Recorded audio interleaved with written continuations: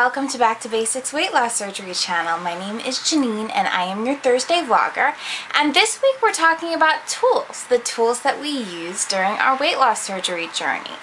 And what kinds of tools do we actually use? So I'm going to discuss some of the tools that I have been using since the beginning and of course still use to this day. So we've got my trusty phone with my trusty list out. Alright, number one. Sneakers. I am an enormous fan of Brooks. The picture that I've got showing for you right now is a picture of Brooks sneakers. When I found Brooks, yes, they're pricey, but holy God, you get what you pay for.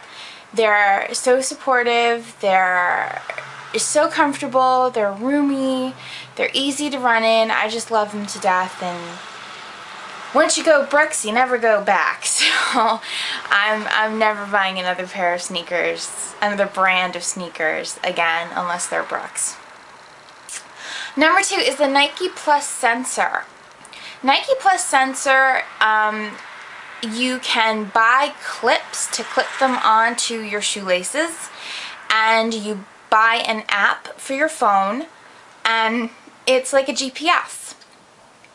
The GPS sensor shows you how far you've gone, how fast you've gone there. It can give you goals. If you want to do a 5K, you hook it up to your phone and it'll tell you when you hit your 5K goal and when you can officially stop, and it'll give you your best time, and it's like a running tracker. It's fantastic. I'm in love with it. Next one is my armband. My armband is made by Arm Pocket. The Arm Pocket brand is my absolute favorite. I've bought quite a few armbands, and Arm Pocket brand is my favorite. They're very big, very roomy. I can fit my keys in them on top of fitting my phone in them.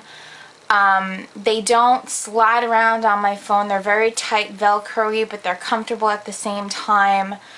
I'm in love with the Arm Pocket brand. What number am I up to? Number 4, compression gear. Since I've lost all the weight, since I've lost most of the weight, let me put it that way, the flap of my stomach claps, and if I don't wear compression gear, oh my goodness, is it embarrassing. So I go to the trusty store of Spanx, and you can go on Spanx. Right now they're actually having a 10% off sale, I guess for the holiday. So buy whatever's comfortable for you, whatever you need. If you need ones that run like biker shorts, down to your knees, go for it. If you just need ones that work like tall briefs, go for that. Whatever works for you. Finally, number 5 on the exercise gear front is ankle tape. I use ankle tape. I use ankle tape to avoid getting blisters when I go for a run, because as soon as I get a blister, that means I'm out of commission for 2 weeks. I gotta wait until that blister heals because I can't run with a blister on the back of my ankle. Socks do not cut it for me. The socks skid down, and then the sneaker rubs up against the back of my ankle, and blister time. So I actually wrap my ankles in tape, and that's how I avoid getting blisters. Okay, other stuff. Scale. So first thing is, of course, the scale that I weigh my big ass on, and that is called a Siltec GS1. That is the brand and model of my scale. I bought it was very expensive, I'm not going to lie to you. When I bought it, I think it was $80. I don't know how much it is today. I had to buy that scale because it was one of the few scales that measured over 400 pounds. So I didn't really have an option. I don't remember the exact number, but I think it measured up to 440. But I don't remember the exact number. I just know it went over 400 enough for it to work for me. So I'm not sure. I think the number was 440 was its max, but if you need to look it up, Google it, and I'm sure you can figure it out. But I love that thing. You just tap it with your foot. It doesn't do any of the fancy shit, like it doesn't tell you what your body fat is, it doesn't tell you what your water is, it doesn't, you know, tell you what your muscle mass index is. None of that. It just tells you how big you are that day in pounds wise, and that's the end of that. So I love it. It's my scale of choice, and you know, I haven't hated it yet, so there you go. Second scale I use is a food scale. I use a food scale constantly. I don't weigh everything, but I do weigh a lot. I usually weigh things like cold cuts. I weigh a lot of things that I would normally eyeball. If I'm going to do just roll-ups, like salami and provolone roll-ups or ham and cheese roll-ups or something like that, I will take, you know, the wad of salami that I think I'm going to eat, dump it on the scale, and figure out how much that is. Because it's hard for me to gauge how many ounces, you know, 10 pieces of salami is. How do I know how thick the guy at the counter cut it? I don't know.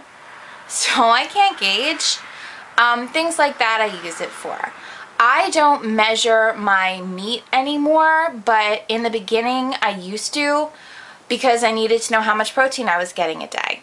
And that's the biggest reason why I do measure my food. I measure it for the sake of nutritional value. I want to know how many grams of protein I'm getting in a day. As a duodenal switch patient, I need to get at least 150 grams of protein in a day. So I need to make sure I am hitting that number and exceeding it every single day. So that's why I measure my food that I can't easily eyeball.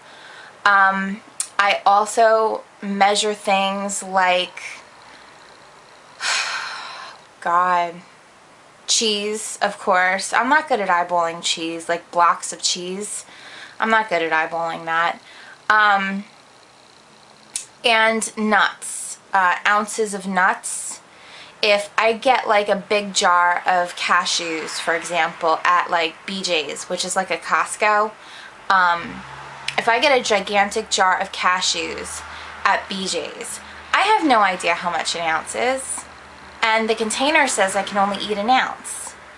I don't know what that means. So I put a Pyrex dish on top of the scale, turn on the scale so that it's zeroed out, and then dump in the amount of nuts until the amount of ounces that I want. And there you go, I'm measured out. So I use that constantly. And my brand is OXO. I love that scale. It's very easy. It doesn't do anything super duper fancy, but you can change it from milligrams, kilograms to ounces, pounds if you wanted to. So it's awesome. I love it. Next thing I use is a crock pot. I recently fell in love with a crock pot. I used to use a certain type of pot called a Lucrusette, and it's very expensive and very hard to wash, so I moved on to a crock pot, and I'm in love with it. I have a mini one.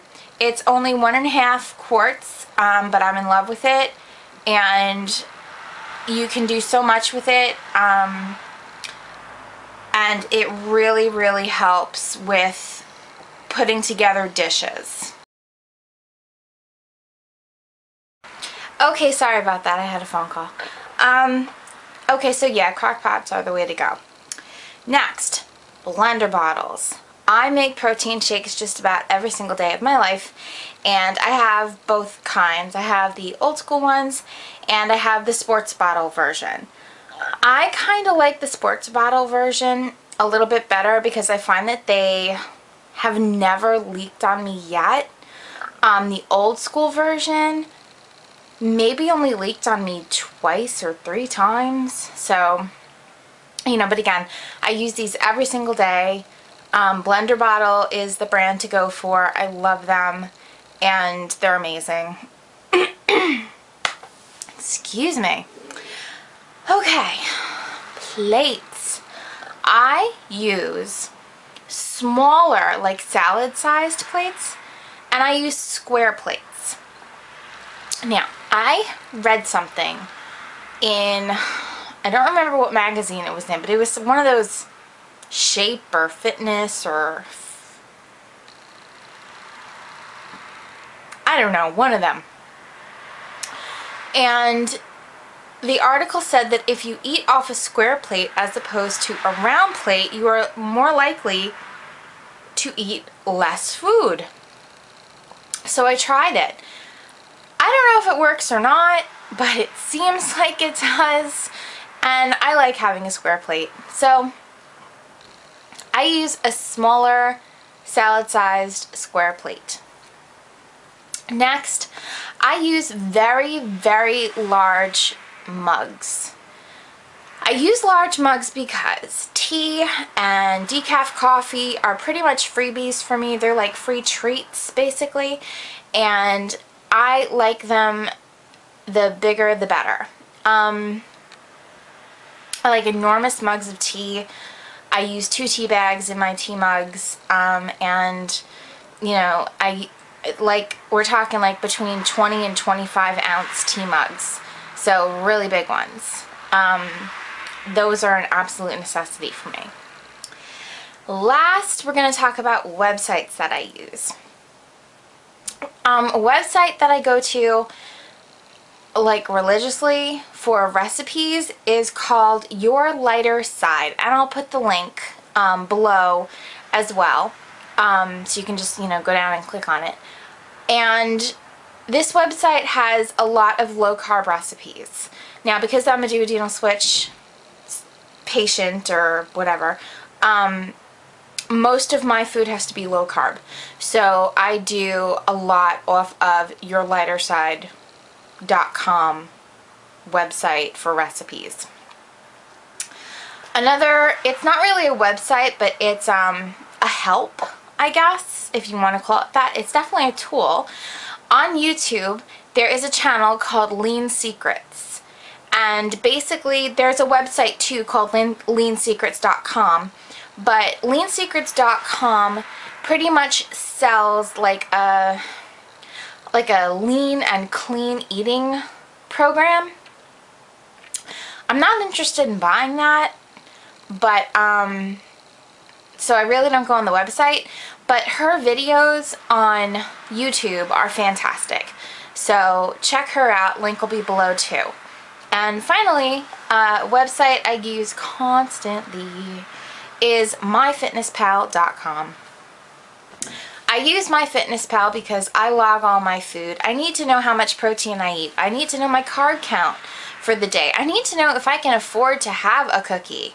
You know, if it's 6 o'clock at night and I'm already up to 100 carbs and I intend on eating dinner and then having a cookie, no. I need to know that ahead of time. So I log as much as I can on myfitnesspal.com. Lately I've been doing it religiously, but for a long time it's been really spotty. And I'll put my name on myfitnesspal.com below, and yeah, I use it, and of course they have an app on my phone, so when I'm not near a computer I can just plug it into my phone and, you know, it updates all the information on the website. So it's fantastic. I love it. And those are my tools. So I hope you guys found this helpful, and I will see you next Thursday on Back to Basics Weight Loss Surgery. Bye guys.